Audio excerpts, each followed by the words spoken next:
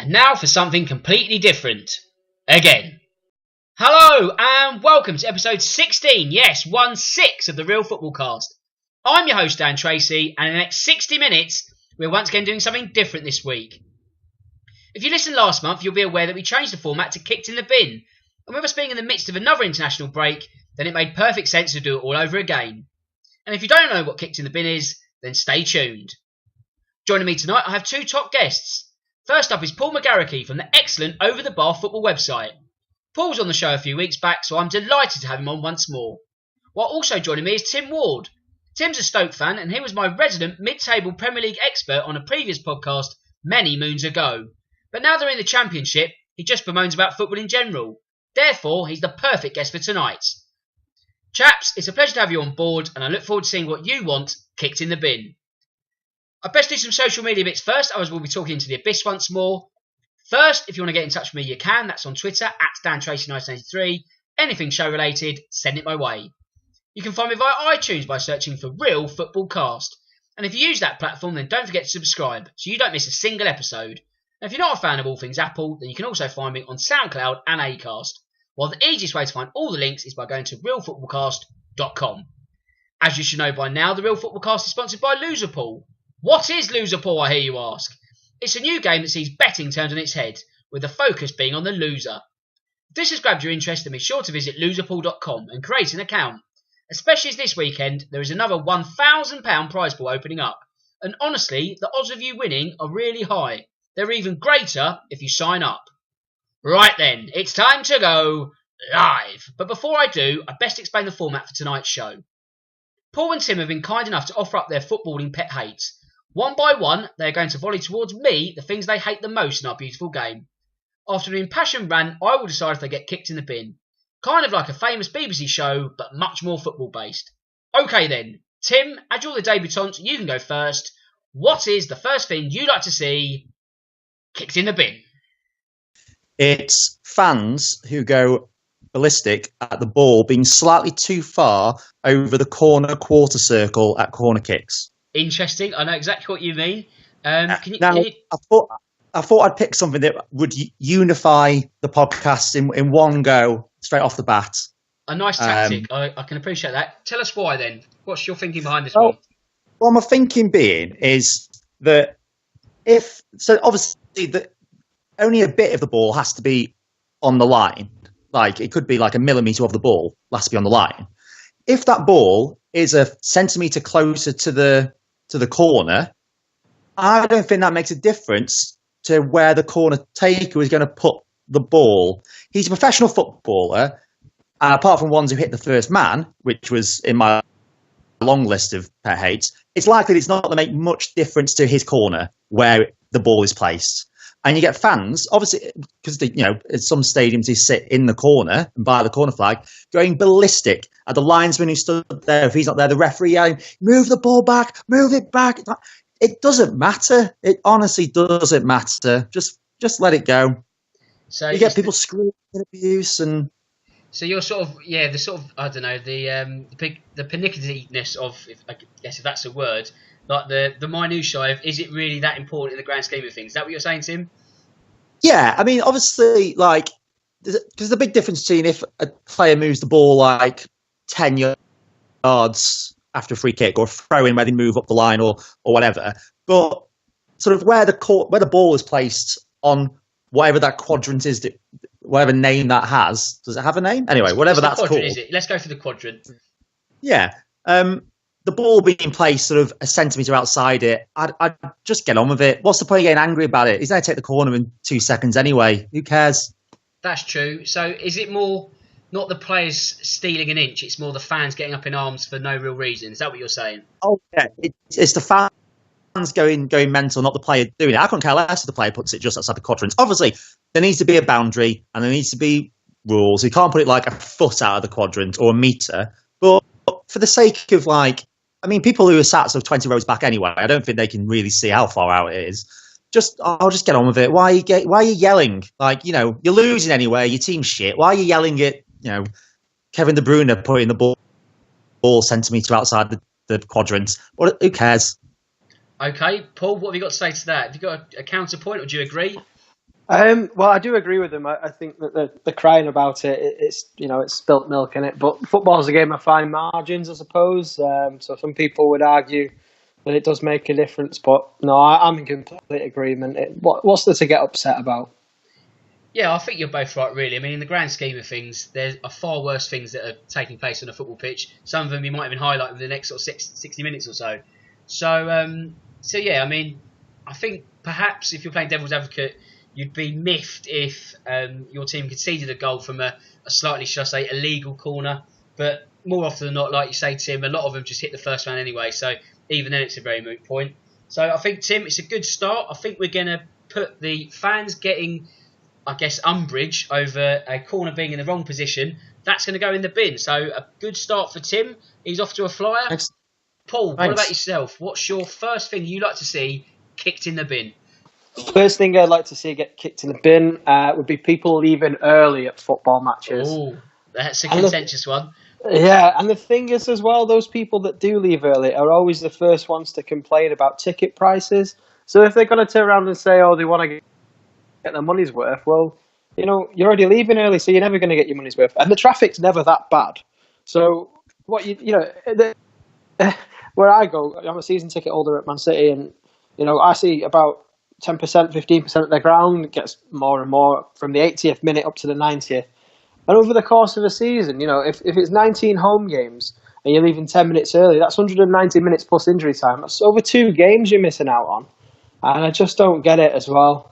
Just there's something about it. Where have you got to go to that's so urgent? If it was that important for you to get home on time for, I don't know, whatever, I'm a celebrity or something, then don't come in the first place.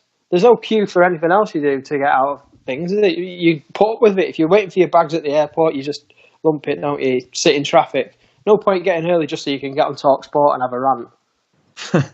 Yeah, that's a very good point. Tim, what have you got to say to that one?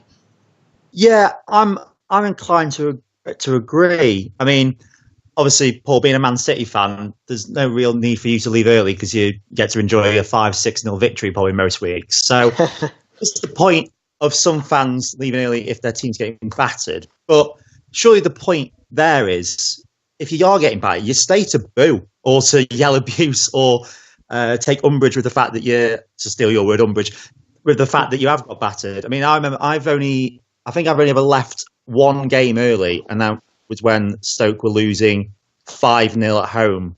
I can't remember who against now. That's how bad it was. And I left then. But I don't get people like you say you're winning like 2-0 or whatever, who leave to beat the traffic. Like you say, Paul, what's the point? The traffic's never that bad way, and if the traffic's the issue, don't drive. Get there another way. Yeah, exactly. Right, this is a bit of a contentious one because I'm not one who leaves early all the time, but London is a different beast in terms of traffic, especially when you have to get a tube or a train. I guess in context, if you are, for me, as a Tottenham fan, I've got a Tottenham season ticket, and if they are winning 2-0, and I think, I've got to get out of Wembley, and I've got to get across the other side of London, those 10 minutes do make a massive difference if you are sort of coasting. But at the same time, I am paying a lot of money for the season ticket, and I'm only just sort of wasting my own time and money. So, it's a tough one. I mean, to be honest, I actually agree with both the sentiments you made, but I'm sort of going against your principles by actually doing what you hate. So I might have to send myself to the bin. I might have to kick myself to the bin here because I do agree. I think anyone who sort of leaves early is a bit of an idiot by and large. Like I say, there is a caveat when you support a team in London because it is an absolute nightmare. I mean, I don't drive, but getting the train or tube's not much better. But I'm willing to kick myself in the bin. That doesn't mean the episode's ended. But Paul, yeah, I'll go with that. Fans leaving early. I mean, anything below, I don't know, minute 70, they should be banned for life, really, because you do get some people just that are off. I mean, I've known people that leave like on the hour. I mean, again, if your team's sort of 3-0 down, there is a small caveat there. But team like you say, why not just stay and boo the hell out of them? Gets a bit more of cathartic relief that way. So a good start for you both. So just to recap. Tim's already fans going ballistic over corners taken slightly out of the quadrant, and Paul has also got in the bin fans leaving early. So it's one each. A great start. Tim, can the run continue? What's your second choice that you want kicked in the bin? Neil Warnock. Oh, wow. Right, There you go. okay. Neil Warnock. Yeah. Please expand on that one, Tim. Why Neil Warnock?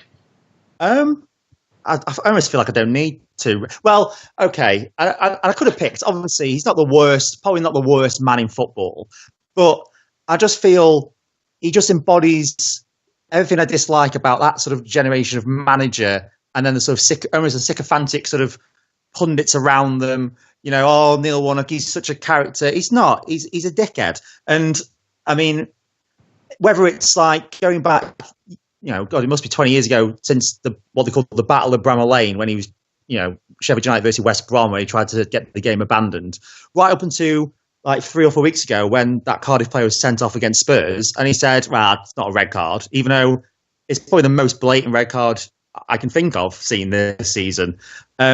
He's just, I can't stand him. And yeah, I just can't stand him. There you go. Short and succinct, but that's absolutely fair enough. Paul, have you got anything to add to that? Do you agree, disagree? What's your take on Neil Warnock? I've never really given him that much thought, but I was at the FA Cup game at Cardiff back in January, where the Cardiff players set out to cripple half of our team rather than actually playing football, and Neil Warnock was quite proud of that. And well, a few weeks ago, like Tim mentioned, against Spurs, his reactions to questionable challenges are sort of outdated now, so I'd be inclined to chuck him in the bin as well. Okay then, so an overwhelming need for Neil Warnock going to the bin. To be honest, I wouldn't say I like him, but I do feel that he's one of a dying breed. Now, whether that's a breed that should become extinct anyway, I don't know. But I feel that the Neil Warnock you see on the touchlines is not necessarily the Neil Warnock away from the pitch. I think, you know, he has sort of mellowed to a certain degree over the last few years. You make obviously very good points, Paul, about Cardiff and the way they sort of kicked Man City up in the air at all angles when they sort of last met the last 2 times. But I think the game will be worse off when he sort of does retire, because he's earned some sort of legacy, and I think it'd be unfair for that legacy to end with him being kicked in the bin on this podcast. So unfortunately, Tim, Neil Warnock has a stay of execution. He's not going to be binned off. So your 100% run has come to an end, but you've still got another 3 options to follow. So unfortunately, Neil Warnock is staying alive this time around. All right. Fine. All right. You can't have it all, can you? But Paul, can you carry on your 100% run? What is your second thing that you would like kicked in the bin? I'm going to say half and half scarves. Oh, Yeah. This might be, yes. I mean, the ripple of applause there between all 3 of us is a good sign of where this one might go. But just in case there was any doubt and I needed convincing, the floor is yours. Please tell me why, and it might be obvious, why you hate half and half scarves. Yeah, well, it's just nothing says anything worse about the modern game or the modern fan knowing absolutely nothing about football and being a bit of a tourist than a half and half scarf. It's basically an idiot label, isn't it? I mean, it's a sign of the over-commercialisation of football. And the worst thing is, clubs start to market them themselves and they call them friendship scarves. But when you see them being sold when you see them being sold at Manchester United versus Liverpool, the Manchester Derby, Arsenal v Tottenham, you know, I mean, come on. It's taking all of the rivalry and passion out of the game and, you know, making it it's Disneyfication of football, isn't it, really? It's happy clappy, we've had a good day out sort of thing. And it's always it's not even necessarily always like the foreign football fans that you get in the Premier League, because, you know, the Premier League is a global entity itself. It's English fans who live over here who've clearly got too much money, don't really have that much of an interest in football and just want to impress their mates by, you know, going in hospitality, and they'll buy any old tat really as well. So I don't think you can blame just one group of people. I think it's between the tourists and the people who don't know football or don't understand it. That's my opinion anyway. That's absolutely fair enough. Tim, have you got a counterpoint, or do you agree with what Paul said? No, I 90%, 95% agree. The only justification I can possibly make in my mind is if, say, you're a tourist who goes to, say, the Champions League final as a neutral, you might then want to buy a memento there's obviously got the date and the two clubs on a scarf that you can keep and so on. But, Cup finals are fine, I suppose. Yeah, but if it's a league game, who's buying half and half scarves of like Huddersfield versus Cardiff? Like, Yeah, what's exactly. the point? If you want a memento from the game, you've got your ticket, you've got your program, you've got your own replica shirt. There's no need to buy a half and half scarf, like you say. And this off tangent slide, but my dear mum once as a birthday present bought me a mug to commemorate Stoke getting to the FA Cup final. Paul, don't mention what the score was in that. But it's got Stoke badge on one side and a Man City badge on the other. Now, I don't. No, it's a nice.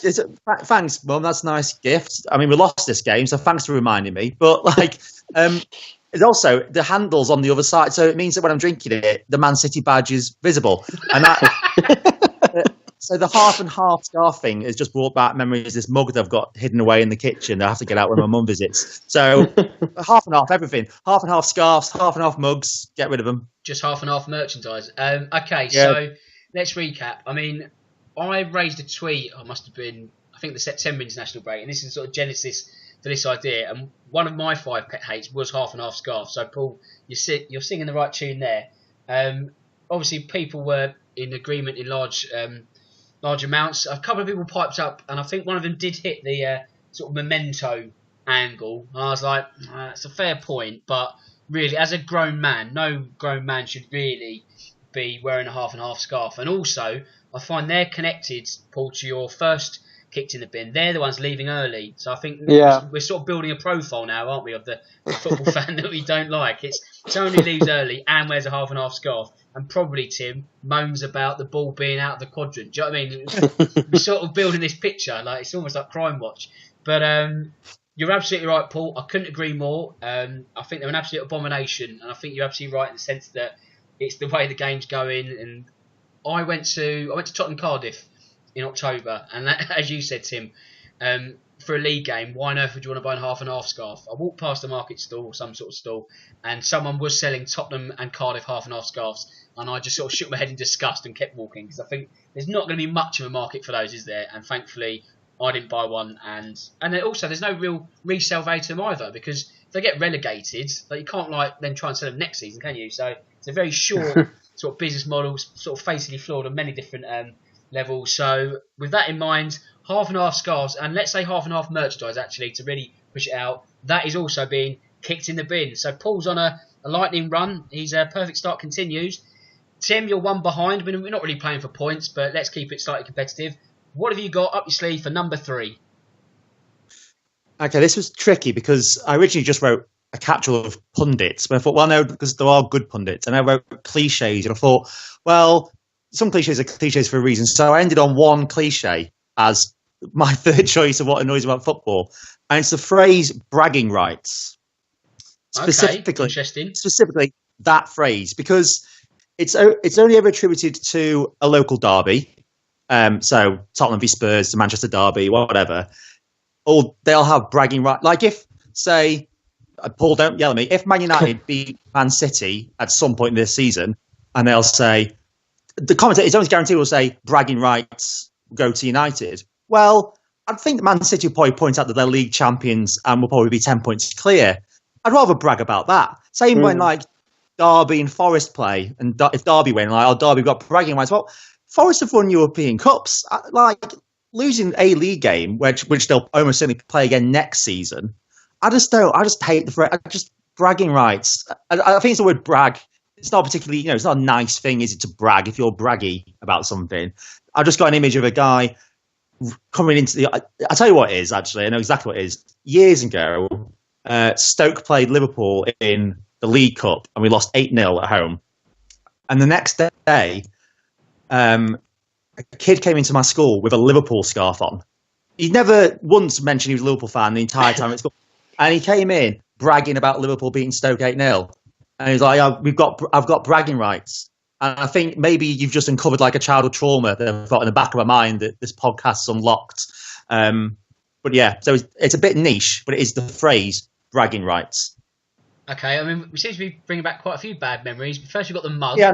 And now we've got sort of a kid in school bragging. So I mean, it's like a therapy sort of course, really. But let's let's continue. Let's persevere.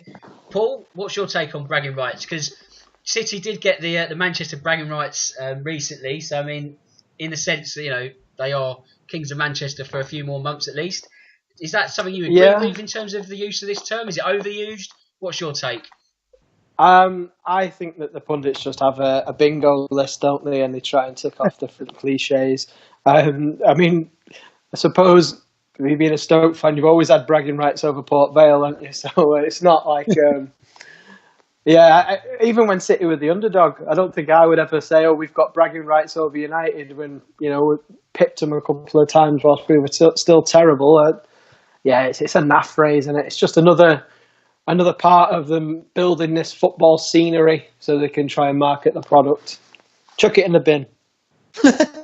I mean, I think it's all about soap opera, really, isn't it? It's all about the continual narrative and ongoing battles and such. And I think it's, again, another byproduct of the Sky era.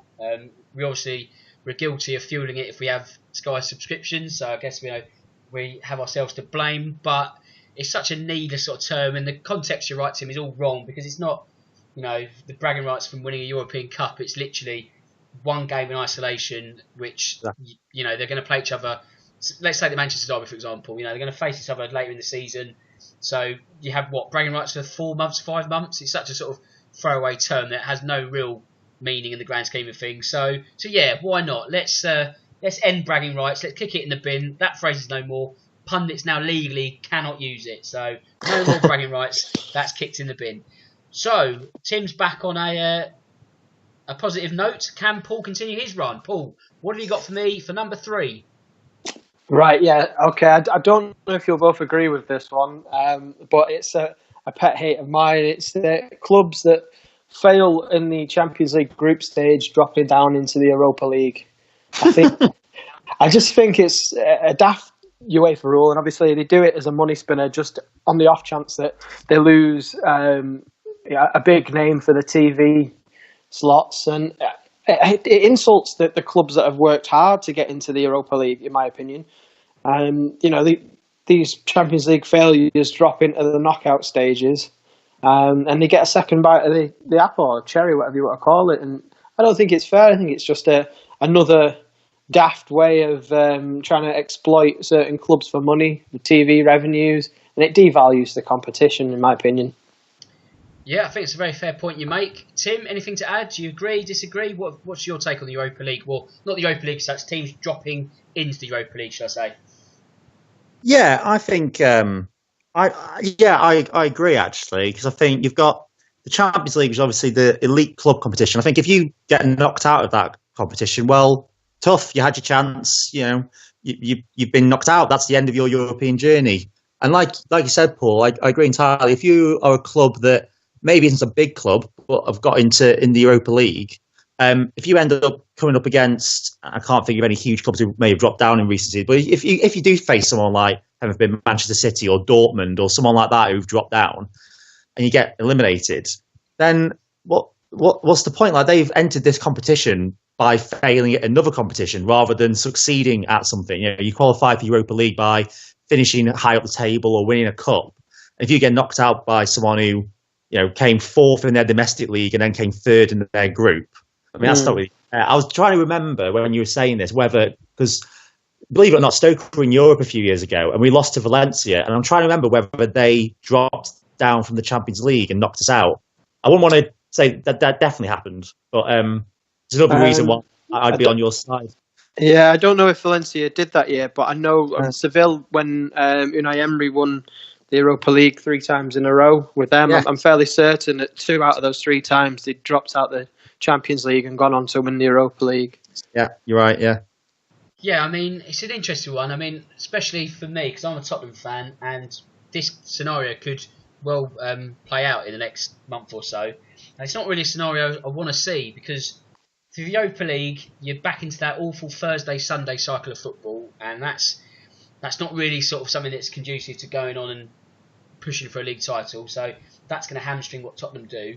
I think the fact that you're absolutely right, Paul, that it devalues the competition, and it speaks volumes that the fact that UEFA offer the prize to get into the Champions League when you win the Europa League. So it's a competition you can drop out of and then win and then get back out of. Do you know what I mean? Like, it's just it's so sort of nonsensical, really. If they just had the two competitions run parallel, so like standalone, so there's none of this dropping in nonsense, then the Europa League would be, viewed as a better, I loathe to say product, but a better, stronger competition. It wouldn't be so maligned.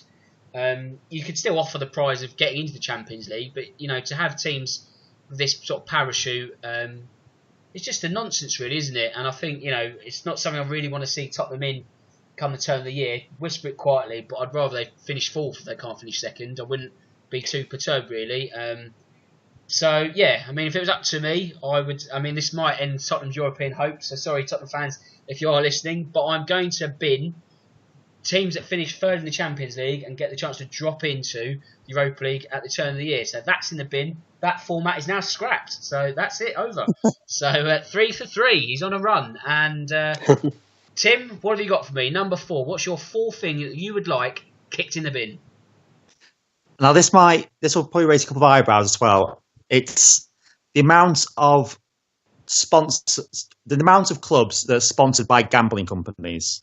Now, I don't want to get into a whole discussion about the influence of gambling on football and on people who watch football and advertising during games, because that's a whole other topic. But the amount of clubs that are sponsored on their shirts by gambling companies. Now, I know that at least one of you will point out that Stoke are sponsored by Bet365 and play at the Bet365 stadium. The caveat to that is that Bet365 is a Stoke company founded and run by someone from Stoke. However, so I've managed to separate those two issues. When you look at the Premier League, and I did research before this podcast, there's 9 clubs sponsored by gambling companies in the Premier League. There's 17 in the Championship. About 24 clubs, 17 of them are sponsored by gambling companies. And I think in my head as well, it's predominantly the gambling companies that are are Chinese gambling companies. So their logo's almost illegible and you can't understand it. And I just think they look untidy. It's a worrying influence on clubs and potentially fans. And it's just a worrying trend. And I don't want to get into a whole discussion about gambling in general to do with football, but I just think the amount of clubs that are sponsored and taking money off gambling companies it's a bit much. And I don't know where it ends. Okay, Paul, what have you got to say about that one? I'm a bit undecided about this one. I get what you're saying, Tim, and I do think it looks untidy and it does send a bad message. It's also quite strange, like you say, that the vast majority of sponsors in the Championship are foreign betting companies. And the Championship, whilst it is televised quite a lot, it's nowhere near got the coverage of the Premier League. So you think, well, what are those gambling companies actually getting out of it? The Champions League's got certain rules around gambling sponsorship. Was it a couple of years back? Real Madrid, didn't they have? Was it Betwin or Bwin? Bwin.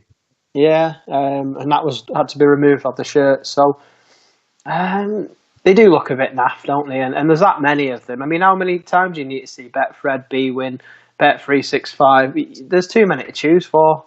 I'm going to side with you on this one, Tim. Cheers. Okay, and this is going to be a bit controversial because the podcast is actually sponsored by a football betting company.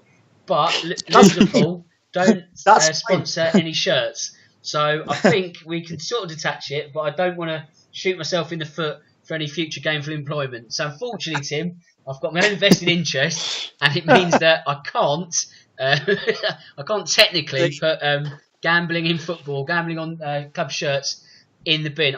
I sort of agree with what you mean. I think especially with sort of these sort of Vietnam sort of based companies, and you think, well, what company is that? But unfortunately, I know where my bread's buttered, so that one cannot be kicked in the bin.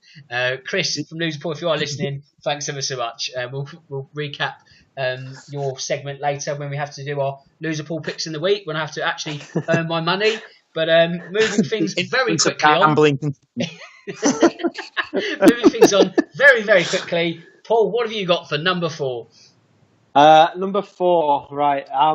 I've gone with clubs playing music when a goal is scored. Yes. I don't understand it. Like, what do you need? There's nothing better than the sound of a crowd roaring. Why do you want to play some tacky dance music over the top of it? I think Bolton Wanderers used to be like famous for it, and Wigan Athletic as well. They used to play Tom Hart by the Piranhas, or the way around. And I just think, oh come on! Like, all right, fair play, Wigan. They have very low attendances, almost as low as Man City's. But like, it's just nothing spells tin pot club more than playing music when a goal's scored, in my opinion. Yeah, I guess it's actually, sorry, Tim, I'll let you add in your points first. I'll give my feedback in a minute. But what's your take on goal music? Is it a good thing or a bad thing? Oh, it's a bad fit. It's naff. It really is naff. Like, I don't like you said, Paul. I don't know why when a goal goes in, why you need anything else apart from the sound of the crowd. Surely that sound is one of the purest joys, to put some poetic license behind it, of football. And it's horrible to say that, but the sound of an away end cheering when the goal goes in, it's a obviously you don't like hearing it, but it's a pure sound, and it's the fact that it's a second or two after the goal goes in and it emanates from the corner. If you're in the home end, or if you're an away fan, and you just you go a bit mental, you start shouting and cheering, and then organically you might start singing whatever your club song is. If they're playing the white stripes over the top of it, I don't see what that adds to it. And I mean, I've got a lot of time potentially for the people who play the music, because they must be sat there ready with their finger hovering over the button just in case a goal goes in. So I admire their technical ability to play it that quickly, but I just don't like it at all. It's really horrible. I seem to remember, and that's not to take anything away from when I went to Rotherham away, because this is what my life is like now as a Stoke fan. Rotherham away about a month or so ago. The glamour. They played music. I think they did anyway. I'm pretty certain they played music after the goals went in. Their 2 goals, they scored twice. And I just thought, oh, this is where my club are now. This is what's happening. It's just rubbish, isn't it? It's really naff. Yeah, I think it's almost telling fans when to celebrate. It's like almost the dumbing down. Like you say, like we've got the fan wearing the half and half scarf. He's always going to leave early after 75 minutes. He now and then knows when to cheer when a goal goes in because of the goal music. It just makes the match day atmosphere so naff, doesn't it? And I think you could almost just add match day atmosphere in general, really. I mean, if we're going to get really technical with this, but I think Paul, you're absolutely right. Goal music, it's an absolute blight, isn't it? I mean, it's great when your team scores, but you don't need, like you say, the white stripes ad infinitum. Because say if you're a season ticket holder, you're going to have that maybe 60, 70 times a season. That's going to drive you absolutely mental, isn't it? So yeah, goal music, it's in the bin. Let's have more actual natural crowd noise, because it's so much richer for it. So yeah, that's in the bin. There's now going to be a wall of silence every time a goal is scored. So congratulations there, Paul. Right then, it's your final picks. Now, in terms of penalty takers, do you save your best till last, or have you got a weak, a dodgy defender who's got shot number 5? So, Tim, have you got a blockbuster for me, or is this a bit of a weak effort towards the end? What have you got? Oh, I don't know. This is one, like I said before we started, I had a long list of 10 and tried to pick 5. So I've picked this one, but I'll see how it goes anyway. This is born specifically from a tweet I saw the other day. But it's basically, and it comes back to fans again. Fans who can't level even the slightest praise on a rival club or player at a rival club. This comes from, I heard a tweet that had an Arsenal fan on, I think it was TalkSport, saying that Harry Kane wasn't one of the, I think he said even not one of the top 10 strikers in the Premier League. Now, whether you're an Arsenal fan who hates Tottenham or not, objectively, that's just wrong. That's just like that's bullshit. Like, and I can't understand how bitter you have to be as a fan of a club to not even acknowledge even slightly that your rival has got a good player. I just feel a bit sorry for these kind of people. You know what I mean? I don't know what you guys think. I don't know whether Paul, whether you want to praise David De Gea or acknowledge that he's a good goalkeeper. Probably not as good as Alisson, but is he a good goalkeeper? And you, Dan, whether you think, I'm trying to wrap my brains for a decent Arsenal player. I can appreciate that. He's a good striker. I don't necessarily like him because he plays for Arsenal, but I'm not an idiot who goes, "Oh, he's not in the top." Do you know what I mean? Like I can. Yeah, and just it's not like liking them. I don't expect an Arsenal fan to like Harry Kane, but to say that he's not one of the best strikers in the Premier League is just a dumb opinion. It's objectively wrong. So what I'm saying is, fans who can't even acknowledge that their rivals have got a good player or a good manager or there's something good about them. Everything about their rival in their eyes is shit and terrible and not as good as their own team. That's my pick. It's a very interesting pick. I like it. Paul, what have you got to say about that one? It's very difficult for me. If you had asked me 10 years ago, I would have been one of those people that couldn't say a nice thing at all about Manchester United, particularly when they had Cristiano Ronaldo. I think I must have maybe matured a bit as I've got older because I can appreciate that David De Gea is one of the best shot stoppers in the Premier League. And that Manchester United are a club who have managed to become a brand. That's about as nice as I can get with them. I don't know. I because of the way that I grew up, absolutely detesting our near neighbours. And to be honest with you, any sort of dislike I had for United or still have, it's all been brought on by the way United fans have been towards me and my club. It's very reactive. But maybe this comes from maybe I don't feel like this way because Stoke have been so far ahead in the Football League ahead of Port Vale in the last 15 years that I don't particularly. I don't hate Port Vale. I don't really care about Port Vale. I don't smile if they I'll smile when they got absolutely battered 6-1 or whatever it was. But I don't relish their downfall.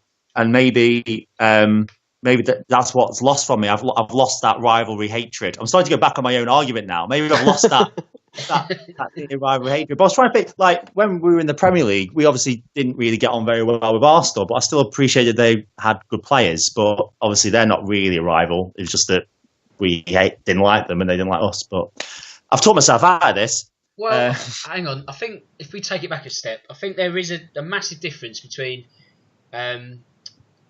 appreciating someone from a rival club or just being a rank idiot. Like you say, I think the perfect example you made, Tim, and I know exactly what you mean about that TalkSport call, for someone to say outright that they don't rate Harry Kane in the top 10 Premier League strikers is an absolutely ludicrous statement. I mean, people during the World Cup weren't appreciating Harry Kane. People, even on Sunday, still like to not appreciate Harry Kane. I might be talking from a point of bias because I'm a Tottenham fan, but surely you must be able to appreciate how good this player is. I think if people don't sort of want to appreciate how good he is, you almost don't deserve him because I think he's been the best English striker in a generation and who knows how good he could be. So to not appreciate that kind of talent, even if you're such a die-in-the-wall Arsenal fan, I think it just smacks of ignorance really.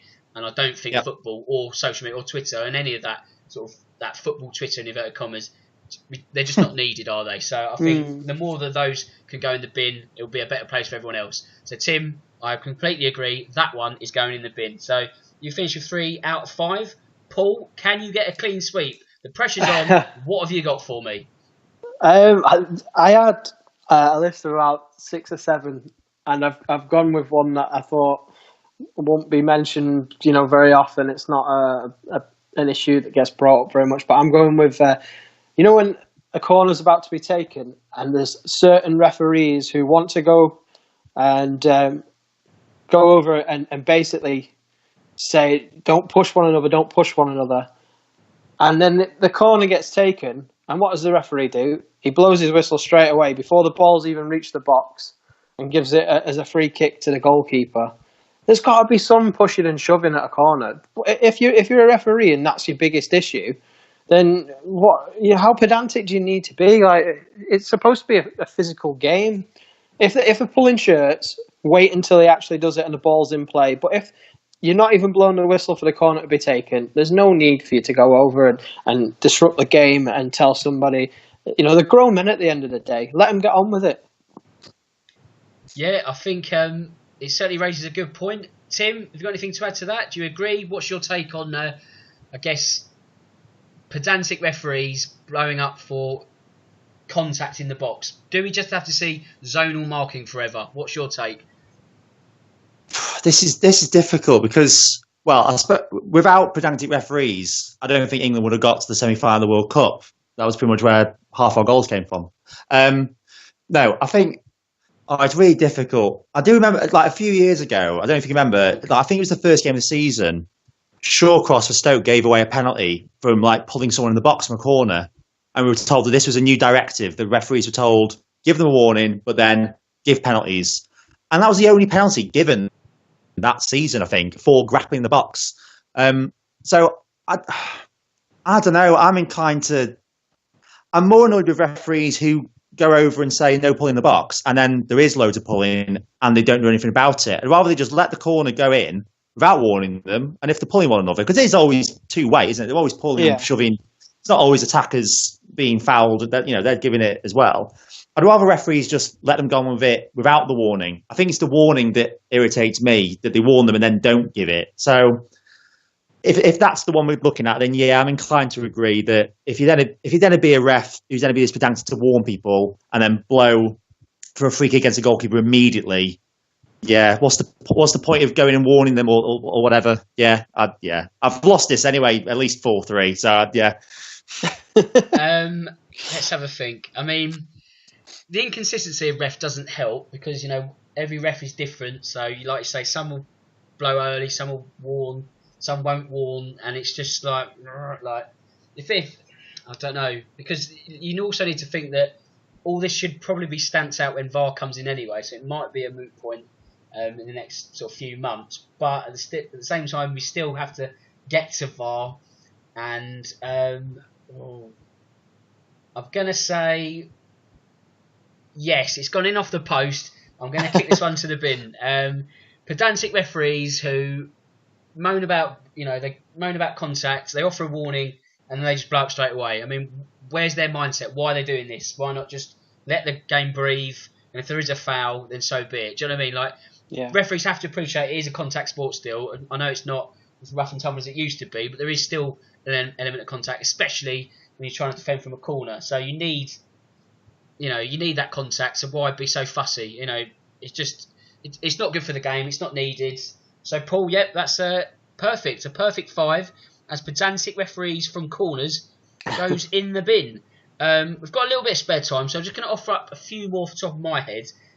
So just sort of get ready for these ones. Tim, what's your take on Chris Sutton? If you're the Power Master, would you bin Chris Sutton? Would you kick Chris Sutton to the bin?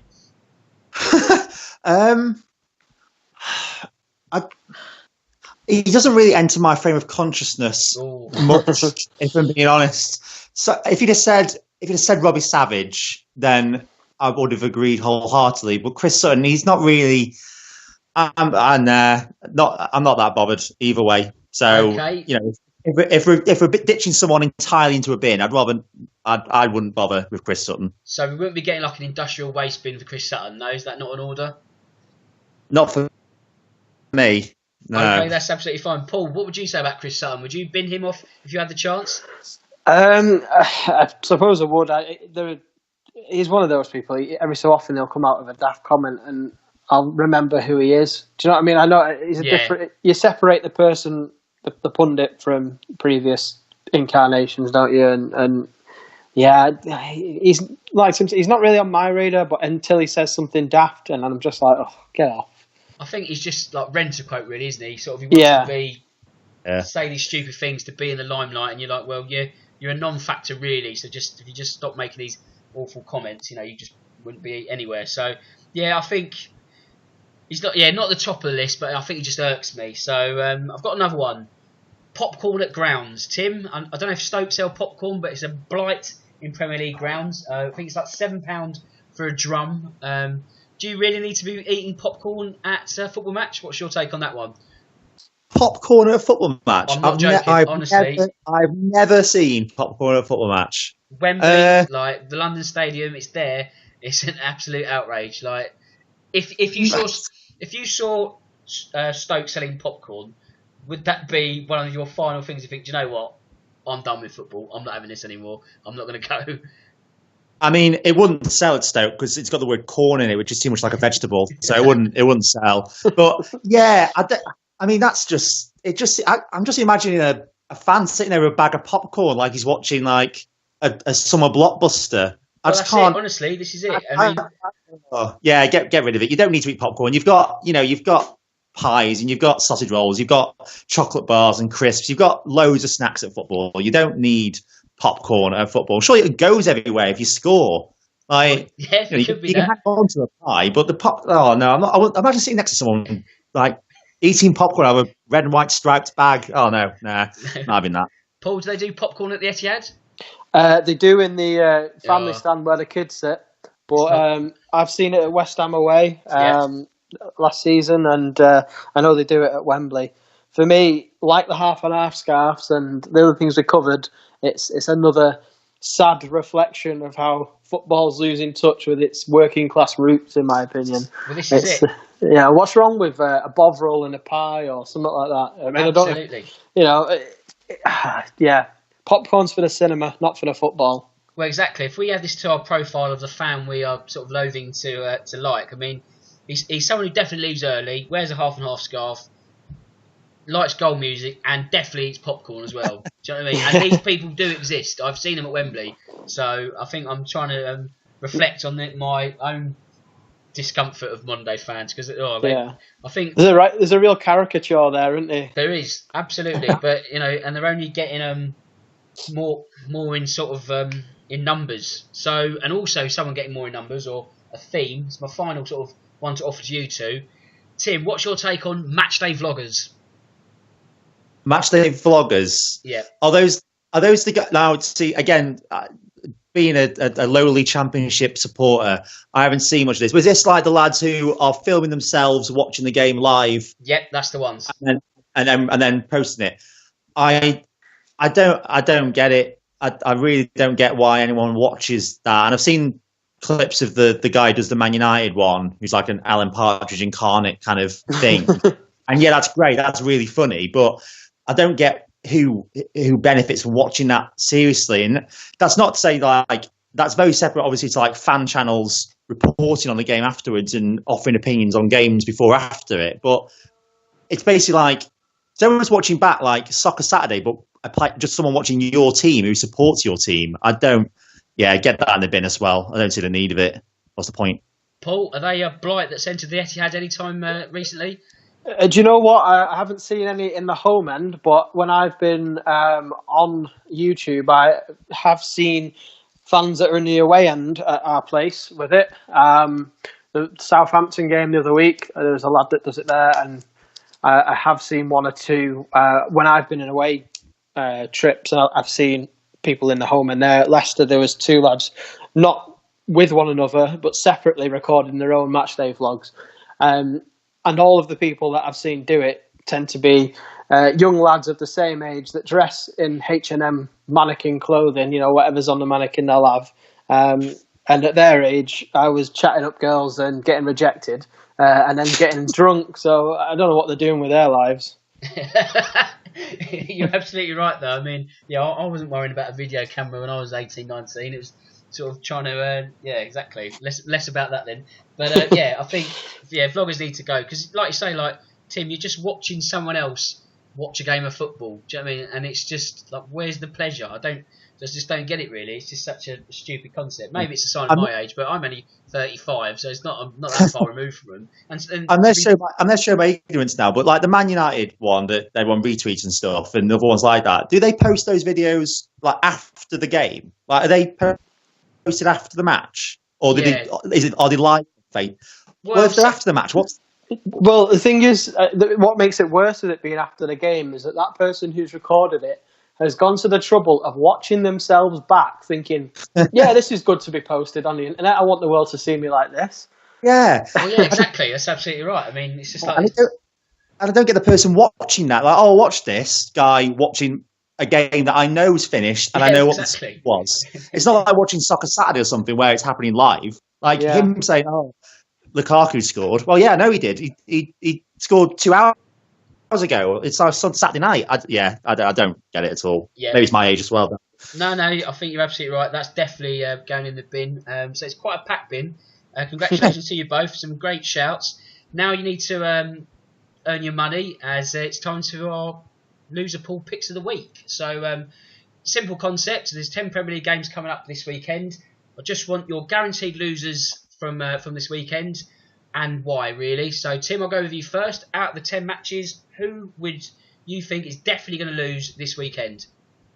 Oh, so it's a guaranteed one, not like a nice like tipster kind of choice. It's like a guarantee loss. Yeah, is that what I'm going for? Yeah, if you had to pick a loser banker, who would it be this weekend?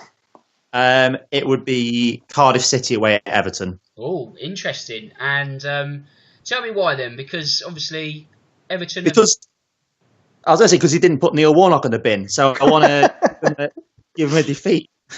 Oh, is that why? You want to prove a point, do you? No. I think. I'm sorry to cut you off there. I think. I don't think Cardiff have really shown enough that they can go there and get a win. They're struggling for wins anywhere, and Everton are starting to.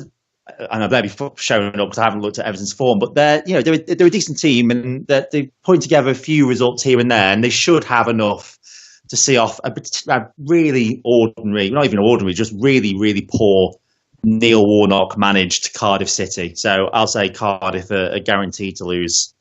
Okay, then Paul, would you agree with that? Do you know what I would? Yeah, I think it'll be. I don't think it'll be a prolific win for Everton, but I do see them winning. Fair enough. I think I can't really see too much difference from that. I know Everton had a very good point against Chelsea before the break, also beat Brighton the week before that. So you're right, Tim, they're on a good run of form. I see no reason why that can't continue come the weekend. Paul, if you had to pick your loser banker, who would it be this weekend? It's quite predictable. It's West Ham. I thought that might be the case with you being a City fan, but if you can expand just on why. Yeah, there's a few reasons really from City point of view. The London Stadium's been happy hunting ground for us the last few times we've been there. Well, every time we've been there, whether it be in the league or the cup. I think we've scored something like 20 goals and conceded 1 or 2 or something daft like that. But it's just the fact that I think, as much as I like Pellegrini as a manager, I don't think West Ham are in a good place. I think the pitch at the stadium is still too big for the way they play. And City, I just genuinely think we're a class above them, and that's not being arrogant. That's my football opinion, not my fan opinion. I mean, obviously, what with Pellegrini being the former City manager, there is some sort of subplot, but you can say sometimes that a former manager knows how to get the better of a team that he once managed. But City's been a much different beast since Pellegrini's left, so that's almost a moot point, really, isn't it, Paul? Yeah, we're a different machine now. Tim, do you agree with that? Can you see West Ham getting anything from their clash with Man City this weekend? Because let's not forget they did beat Man United, so there might be the possibility of a double Manchester Scout. But is that everyone beats Man United nowadays, mate? That is true. Yeah, it's devalued now, isn't it? No, I can't. No, I can't see it. I don't think. I can't see Man City batting them 4-5-0. I could potentially see Man City, West Ham like nicking a goal maybe, but Man City are just they're so far ahead of West Ham and most teams in the country that I think they'll win this and probably not really get out of third or fourth gear. I think they'll win this probably maybe 2-1, 3-1, something like that. I can't see West Ham getting anything out of this. Okay, I'm going to add to the mix. Let me think. I'm going to go for Palace to lose away at Man United. So going against what Paul says that everyone beats United at the moment. I mean, it's not strictly untrue, but Palace, although they seem to be saving their best football actually away from home, I just can't. I don't know where the goals are at the moment. I don't know if Sahar's going to be fit, but there's just so much of an over-reliance on him if he was. They're just so toothless up front. I know they did test Tottenham before the international break. I know Hugo Lloris had a number of saves to make, especially late on. I mean, one from, Alexander Sorloth. Had he scored, that would have been honours even. But they're not in a sort of crisis mode, and it's a lot better than their start last season in the Premier League. Obviously, we're sort of a bit further down the line now, so no one's had that sort of nightmare start to the campaign. But Palace, they are going to sort of I guess, worry if the goals don't turn up soon. I don't think they're going to get any joy come this weekend. So my loser banker is Palace away at Man United. So just to recap, Tim's gone for Cardiff to lose Cardiff to lose away at Everton. Paul's gone for Man City to get the better of West Ham, so his loser banker is West Ham to lose at London Stadium. And I've gone for Crystal Palace to lose away at Old Trafford. And just also this week, we've got Claudio Ranieri's first game in charge of Fulham. Now, Tim, we're only, a third into the season, just entering the start of the middle third. Is it too early to start talking about a 6-pointer, or is it high stakes indeed at Craven Cottage this weekend? It's funny you should mention this, because when we were doing our loser picks, I was going to pick Southampton to lose at Fulham if we were going in for a tip rather than a guarantee. Because, I don't think it's too early to start talking about 6-pointers. Although it is really tight at the bottom of the table, and particularly probably the bottom 12, if you want to call them that. Southampton aren't very good, really. Can't score goals. Need to get wins wherever they can, and they're probably livid that Fulham sacked Djukanovic before they played them, because I think there'll be a different team on the Ranieri. I'm not suggesting that they're going to go and blitz Southampton, but I really do. I think Fulham will probably win this, and I think that will make Mark Hughes the firm favourite to be the next manager to go. Probably not if he loses this game, but it wouldn't surprise me if in the next 2 or 3 games, if Mark Hughes goes, and I think this game might be the start of the end of his Southampton reign. Do you know what, Tim? I couldn't agree more, to be honest. I think the fact that Fulham have rolled the dice really sort of plays into their hands this weekend, and I think Mark Hughes' time is just beginning to expire, especially if results do go against him come this weekend. Paul, do you agree with that statement, or is it a counterpoint you want to offer? Actually, I've got a friend, Peter. He's a colleague of mine as well over the bar, and he's a big Southampton fan. We were talking about the game this afternoon, and Southampton have also disposed of a few members of the directorate, haven't they, this week? Director of football sort of jobs, in a sort of hint that they are going to have a restructure in the next few weeks or months. And I do think, had Jukanovic not been sacked, it would have been like a P45 derby. This, but Ranieri coming in, he's a good manager here. I can see Fulham playing some nice football under him, particularly with the team he's got. They're not out of any sort of trouble just by appointing him as a manager.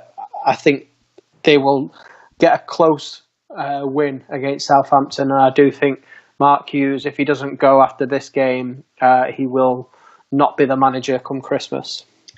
Yep, I think it's the end of days for Mark Hughes. I mean, obviously, if he wins on Saturday, it might buy him some more time, but I think the fact that after the Great Escape last season, they've not really kicked on. They're not really doing anything extra, are they? They're sort of languishing in that same spot as they were when Pellegrino was manager. So it's not looking good for Southampton. We'll have to see how it pans out come this weekend, and it's something that we'll be talking about on next week's podcast. So, I mean, we're about an hour into the end of the show, so that almost is full time. Yeah, it pretty much is full time. So I just need to do the admin and pay the bills. Loserpool, the sponsors, a big thank you as always. This weekend, like I said at the start of the show in my monologue, it's another £1,000 prize pool starting this week. The odds to win will be great, but like I say, they'll be even greater if you do sign up. So if it has taken your interest, get to loserpool.com, sign up, open an account, place your first bet, get your loser banker, perhaps use our tips we've offered on this show, and who knows, you could be a step closer to winning £1,000. Yes, it honestly is that simple.